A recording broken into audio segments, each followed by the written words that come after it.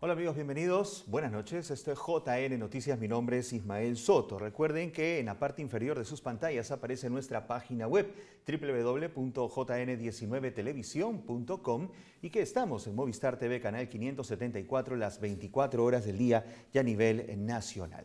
El Vaticano ha publicado ayer, 17 de junio, el documento Instrumentum Laboris que prepara la próxima Asamblea Especial del Sínodo de los Obispos con un tema sumamente importante: Amazonía, nuevos caminos para la Iglesia y para una ecología integral, que se va a realizar del 6 al 27 de octubre del año 2019. Este documento tiene muchas cosas de las cuales se podrá conversar en más de una oportunidad, pero en estos momentos estamos en comunicación telefónica con el padre Juan Vitón, él es capellán de la Pontificia Universidad Católica del Perú, para que nos dé alcances sobre la importancia de este documento en el marco de este sínodo que tiene que ver con algo que nos toca directamente, la Amazonía. ¿Cómo está, padre? Gracias por su disposición. Bienvenido. Muy buenas noches, gracias por la invitación también y sobre todo para conversar sobre ese tema tan importante, ¿no? Que ahora a puertas del sínodo de los obispos acerca de la Amazonía, acaba de ser publicado el Instrumentum Laboris. Prácticamente tiene que ver con todo un carisma, con todo un propósito que ha emprendido el Papa Francisco y que lo ha tomado o que lo ha elevado a modo de desafío para toda la humanidad, y es la protección de la creación, del medio ambiente. En sí, ¿cuál es la importancia en ese sentido de este documento para este sínodo? Efectivamente, mira, podemos hablar de forma y fondo, ¿no? Correcto. La forma es el modo como se está presentando esta manera de poder reflexionar y poder encontrar elementos para evangelizar, para ser evangelizados, ¿no? Que es, digo, la manera sinodal que el Papa Francisco está impulsando, o digamos, reimpulsando en la Iglesia, ¿no? Este sínodo convoca obispos de diferentes partes del mundo en Roma. Cada año hay un tema especial, hay también diferentes tipos de sínodos, para poder discutir, profundizar y proponer, ¿no? Nuevas vías renovadas, para seguir encontrando el mensaje del Evangelio en la gente, en las diferentes realidades, y también cómo llegar a las diferentes realidades con el mensaje del Evangelio, ¿no? Yo creo que es un camino de... Entonces, el camino sinodal es un camino que el Papa Francisco está impulsando mucho, que está desde las raíces del cristianismo, ¿no? La Iglesia cristiana nace de manera sinodal. Y ahora el Papa quiere enfatizar este modo de hacer iglesia. Eso por un lado, digamos, de forma, ¿no? Claro. Y de fondo, el tema de la Amazonía. Desde el magisterio que el Papa Francisco está impulsando, el tema de la Amazonía, de la casa común, es central, ¿no? Porque hablamos de la creación. Hablamos de la máxima creación de Dios, que es el ser humano que vive en un ambiente determinado y comparte el día a día con personas, con naturaleza, con todo lo que le rodea, ¿no? Cómo encontramos signos de la creación allí. Y en modo particular, en este lenguaje de la creación y naturaleza, cobra un rol importantísimo la Amazonía. Porque no solamente hablamos de medio ambiente, no solamente hablamos de naturaleza, sino también, como nos señala el Instrumentum Laboris y los documentos que se han estado produciendo para este sínodo, hablamos de culturas, hablamos de comunidades originarias, ¿no? Hablamos de raíces, hablamos de costumbres, hablamos de esa riqueza humana tan particular y tan especial que es el mundo de la Amazonía, ¿no? Correcto. No solo lo verde, digamos, no solo la dimensión más natural, ecológica, sino también la dimensión humana, antropológica, cultural que eso implica, ¿no? Padre, el documento también, entre otras muchas cosas, tiene un llamado de atención directamente contra la corrupción que se da en esta zona del continente y también de nuestro país. Recordemos que el Papa Francisco, cuando estuvo aquí en el Perú hace muy poco, en enero del año 2017, enfatizó en este tema, ¿no? En la corrupción, en la trata de personas, en la situación ilegal que se da en la Amazonía. Y eso también lo está enfatizando en este documento. Exactamente. Bueno, el documento, el Instrumentum Laboris, en latín, significa herramienta de trabajo, ¿no? Toca todos los temas que a lo largo de estos años, porque es más de un año que se han ido trabajando para llevarlos al sínodo, este documento es una especie de recopilación, ¿no? Y sinceramente son varios temas de igual calibre, igual importancia, ¿no? Entonces, estos temas van a ir para ser discutidos durante el sínodo cuyo objetivo es cómo el rol de la Iglesia, como muy bien dice el subtítulo del Instrumentum Laboris, ¿no? El sínodo sobre la Amazonía, nuevos caminos para la Iglesia, Correcto. ¿verdad? Entonces, uno de los temas que es ineludible es el tema de la corrupción. O sea, la corrupción, pues, como bien le dice el Papa, es el cáncer de la sociedad, ¿no? Y cómo la corrupción está también muy metida en ambientes de la Amazonía, no sea del lado, por ejemplo, como el Papa lo denuncia. Dicho sea paso, es un instrumento laboris muy concreto, ¿no? Con propuestas muy concretas. Sí, claro. Entre ellas, por ejemplo, políticas de Estado para proteger a las comunidades nativas, para proteger los derechos de esas comunidades frente, por ejemplo, a la violación de los derechos humanos, de la destrucción extractiva, ¿no? de la violencia que se puede ejercer contra la naturaleza a nombre del mercado, por ejemplo, malentendido, ¿me entiendes? Entonces, en todas estas dimensiones de fuerte carácter social, lamentablemente la corrupción no está ajena, ¿no? La corrupción está muy presente y lamentablemente, como el Papa denuncia fuertemente en Laudato Si, en su encíclica, los más afectados son los más pobres, ¿no? Correcto. Entonces, si queremos avanzar en una evangelización, si queremos que la vida de la iglesia sea buena noticia para el mundo y el mundo sea buena noticia, tenemos que erradicar la corrupción, que en el caso de la Amazonía tiene rostro propio, que es el abuso de las minorías. Correcto. Debo agradecer a la producción del noticiario que me acaba de apuntar. El Papa estuvo acá en el año 2018, dije 2017, es 2018, en enero de 2018, en una visita que sin duda ha marcado a todos los peruanos de la mejor manera. Hay un antes y un después. Sí, correcto. Sin duda. Ahora, para terminar, padre Víctor, hay muchos temas que analizar, se habla sobre el celibato, se habla sobre otros temas. ¿No es de pronto este documento y el sínodo y los sínodos que se han venido realizando elementos fundamentales para la tan esperada reforma que la Iglesia ha emprendido? Sin duda. A ver, lo que pasa es que creo también hay que tener mucho tino, digamos, conocimiento. Un sínodo es una entidad consultiva, ¿no? Es una instancia convocada para poder elevar temas y ayudar al Santo Padre en el gobierno ordinario de la Iglesia para, con temas, con propuestas, ¿verdad?, que respondan a necesidades concretas, ¿no? Yo participé en el Sínodo de los Jóvenes el año pasado, por ejemplo, ¿no?, en Roma, y de hecho hubo temas muy difíciles de abordar, pero yo me pregunto, si no es en un sínodo, ¿dónde podemos abordar estos temas que son cruciales para el mundo, ¿no? En el caso de los jóvenes, bueno, todos los temas que eso implicaba, y ahora en el caso de la Amazonía, sobre todo cuando hablamos de la presencia eclesial, ¿no? Cómo la Iglesia tiene que encontrar caminos renovados para hacerse presente en lugares de culturas distintas, de idiosincrasia distinta, de manera de ver el mundo de manera distinta, ¿no? Creo que ya es un lenguaje pasado de moda decir que son comunidades nativas que no han sido evangelizadas, ¿no?, donde la presencia de Dios no se manifiesta, ¿verdad?, donde hay que ejercer una determinada forma de evangelización. Es cierto en el fondo, pero yo creo que las formas son, como bien lo dijo Juan XXIII en convocando el Concilio Vaticano II, ¿no?, son formas que tienen que responder a los signos de los tiempos. Correcto.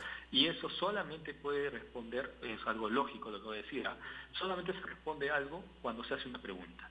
Entonces tenemos que hacernos preguntas sobre esa realidad y sobre la participación y la presencia de la Iglesia en esas zonas. Uno de esos temas es el tema, por ejemplo, del ministerio sacerdotal. Sí. En las zonas de la Amazonía, donde hoy día comprobamos que es difícil que llegue un sacerdote, por ejemplo, ¿no? Que se llegue a celebrar una Eucaristía con frecuencia en esas comunidades nativas. Dicho sea de paso, ¿qué se entiende por Eucaristía también en esas comunidades, ¿no? En culturas que no han sido, digamos, tocadas, influenciadas, como queramos decir, por Occidente? Así es. Uno se pregunta, ¿ahí no está Dios? ¿Ahí no podemos encontrar también presencia de Jesucristo? Entonces, qué bueno que existan instancias como en los sínodos, porque nos ayudan a pensar, nos ayudan a reflexionar y nos ayudan a encontrar el sentido desde Jesucristo. Correcto. Desde Jesucristo. Correcto, en la evangelización. Muy bien, padre. Lo invito para que nos visite aquí al canal y poder conversar sobre la profundidad de cada uno de estos puntos del Sínodo de la Panamazonía, porque sin duda necesita de un énfasis especial. Estas cosas no se pueden tocar así nada más porque son sumamente delicadas. Exactamente. Muchísimas gracias. Claro que sí, ¿no? Es claro que sí. Y gracias también por el interés, ¿no? Y animar a la gente a que lea el Instituto Laboris, ¿no? Para poder sacar también nuestras propias conclusiones. Correcto. Y siempre estar informado por las fuentes oficiales de la Iglesia. Exactamente. Padre Juan Víctor, gracias por su disposición. Muchas gracias y lo invitamos al estudio en cualquier instante. Gracias. Muchas gracias también. Buenas tardes. Buenas tardes. Vámonos con otra información. El presidente del CELAN, Monseñor Miguel Cabrejos, está empeñado en un proceso de reestructuración, no solo administrativa, sino más bien hacia un pensamiento en consonancia con los lineamientos del Papa Francisco. Veamos. Como todos saben, nosotros hemos tenido la asamblea ordinaria del CELAN en Tegucigalpa, en Honduras, y ahí en esa asamblea se ha manifestado lo que realmente el CELAN debe hacer proyectándose al futuro. Y una de las cosas fundamentales es la reestructuración, la reorganización del CELAN en todos sus departamentos pastorales, en todos los estamentos, por decir así. Pero es una reestructuración que no solamente es una cuestión, por decir, organizativa, técnica, mecánica, no, sino es una reestructuración en la línea del pensamiento del Papa Francisco. No, yo creo que esto es lo fundamental. Unido a eso se ha manifestado una vez más la comunión, la adhesión, la fidelidad al Papa en esas circunstancias de la historia. O sea, se decía y se dice que América Latina tiene una deuda con el Papa. No es una deuda material, es una deuda espiritual, pastoral, de adhesión, de colaboración intensa, profunda, con toda esta programación que el Papa está proyectando en la Iglesia Universal. Es al Papa como Papa, no solamente como un latinoamericano, sino como es el Santo Padre, sucesor el sucesor auténtico de Pedro. Esto es una línea. En ese contexto, el CELAN resolvió nombrar a 8 obispos como consejeros en la reestructuración del CELAN. 2 obispos por cada región. El CELAN y el Caribe está dividido en 4 regiones.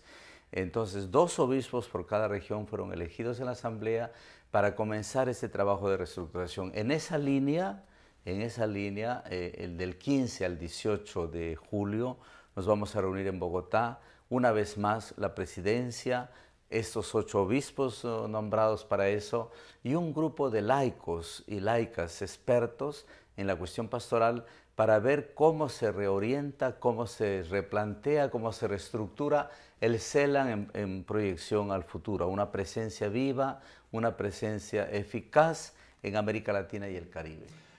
La Iglesia Católica, amigos, hoy 18 de junio recuerda la memoria de San Marcos y Marceliano. Fueron hermanos gemelos, hijos de San Tranquilino y Santa Marcia, romanos gentiles. A los 2 hermanos los crió un ayo cristiano quienes inculcó la religión católica sin que sus padres conocieran de ellos. Ellos tenían grandes deseos de ser célibes, pero fueron obligados a unirse en matrimonio con mujeres paganas a las que ellos tenían la esperanza de convertir al cristianismo. Eran muy prudentes, inclinados siempre al lado de la humildad.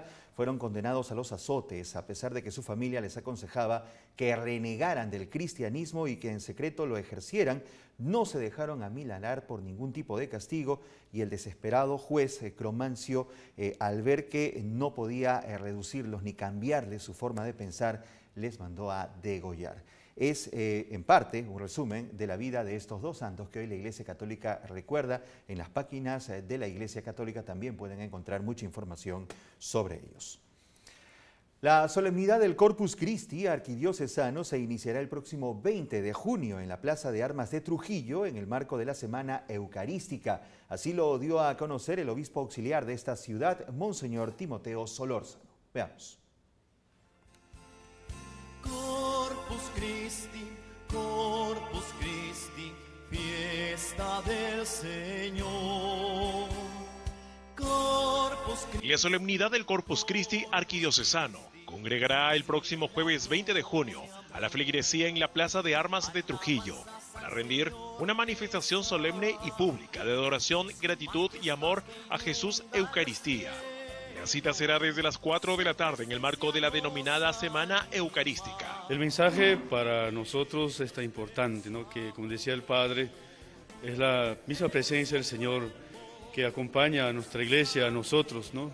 Y por eso los feligreses y todos venimos a adorar al Señor pidiendo su bendición. Previamente a esta colorida celebración se realizarán diversas actividades de evangelización, motivación e invitación animada por sacerdotes, religiosos, escolares, movimientos apostólicos, departamentos y grupos parroquiales en distintos puntos de la ciudad. Sí, hay comisiones que están ya debidamente organizados, ya y cada uno tiene su responsabilidad de tareas. Se hace todo esto con mucho cariño, ¿no? Todo por amor de que el Señor va a pasar, ¿no? Y nuestra adoración máxima. Por eso adornamos, arreglamos los arcos, también las alfombras. El lunes 17 de junio, desde las 8 de la mañana, las diferentes instituciones educativas tomarán las principales arterias de la ciudad de Trujillo, con bandas de música y pancartas alusivas al Corpus Christi, en el llamado pasacalle motivador. Proclama por tu amor incomparable y la vida que nos da.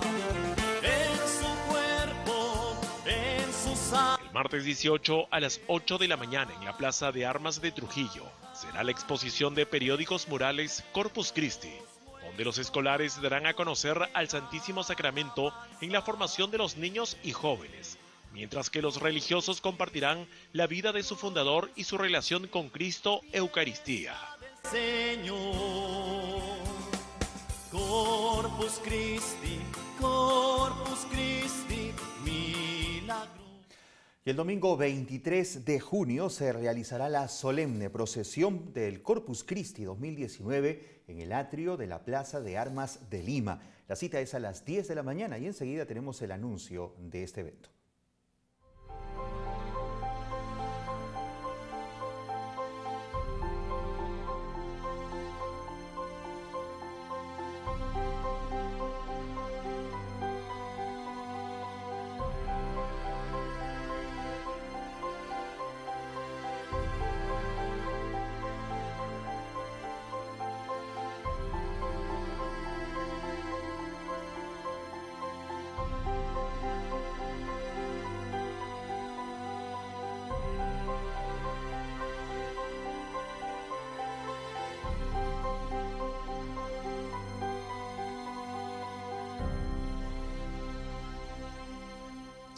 Y el episcopado peruano ha enviado un mensaje con motivo del Día Mundial del Refugiado que se celebrará el próximo 20 de junio.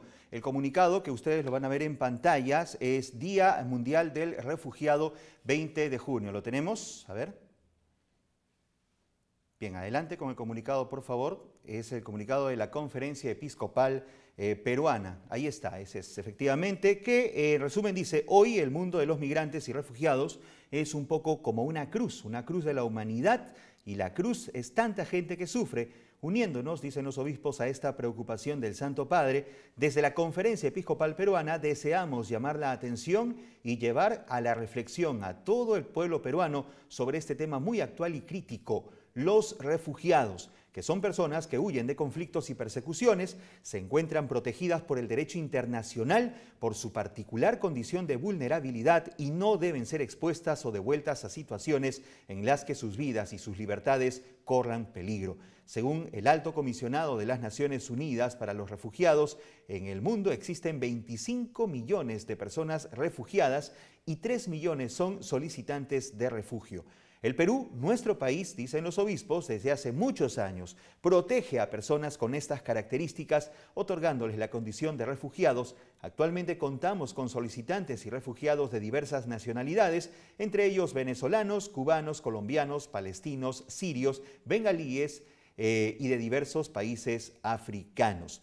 En el Día Mundial del Refugiado, desde la Conferencia Episcopal Peruana, queremos animar a los diversos estados de la región y en el especial al nuestro a fortalecer los mecanismos para el acceso al refugio y aplicar una definición de refugiado adecuada que garantice plenamente los derechos de las personas en movilidad, en especial de nuestros hermanos que solicitan refugio en el país. El mensaje ha sido firmado por el presidente de la Conferencia Episcopal Peruana y del CELAM, Monseñor Miguel Cabrejos, y por el responsable de la Pastoral de Movilidad Humana, Monseñor Daniel Turley. Hacemos una breve pausa, vamos a retornar con ustedes luego con más información del ámbito internacional.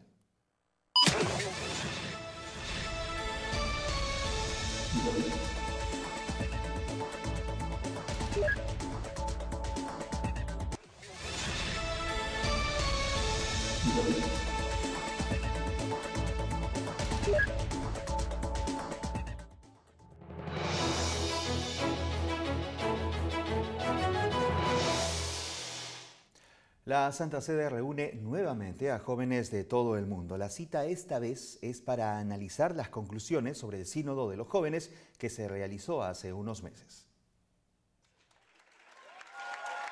El Vaticano quiere comprobar con este encuentro que el Sínodo de los Jóvenes está dando los frutos esperados.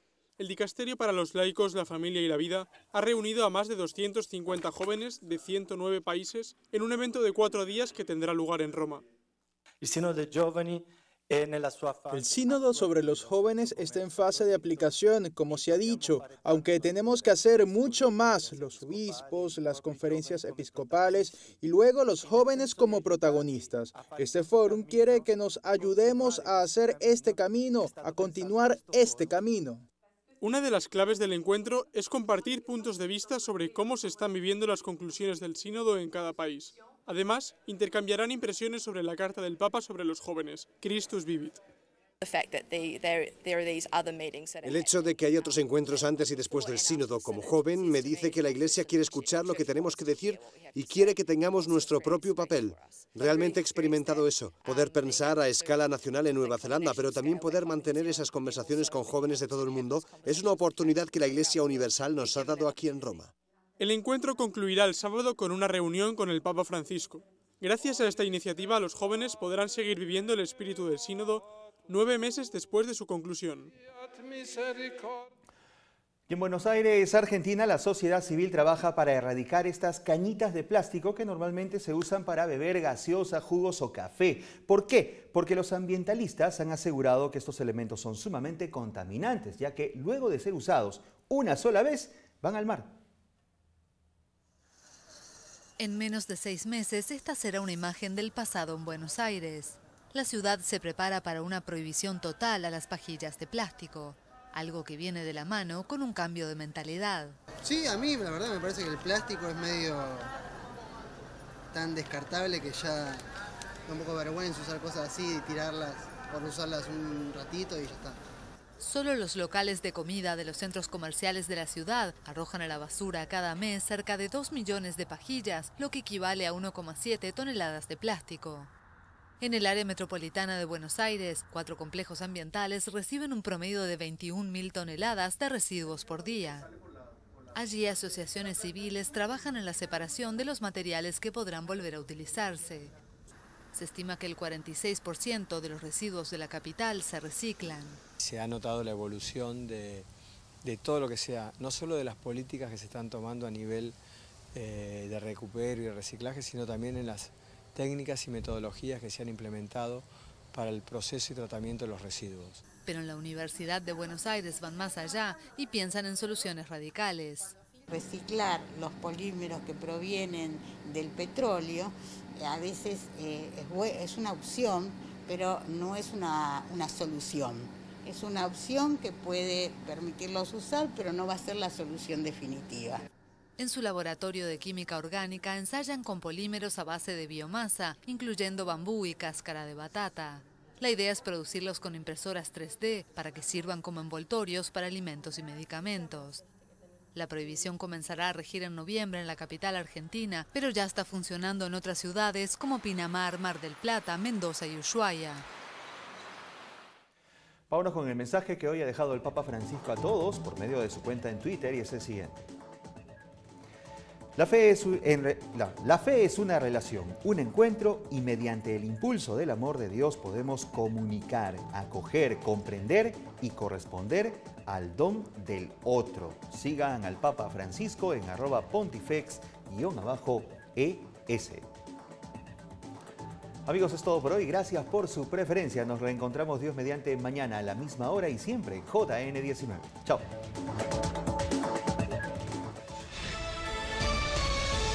Thank you.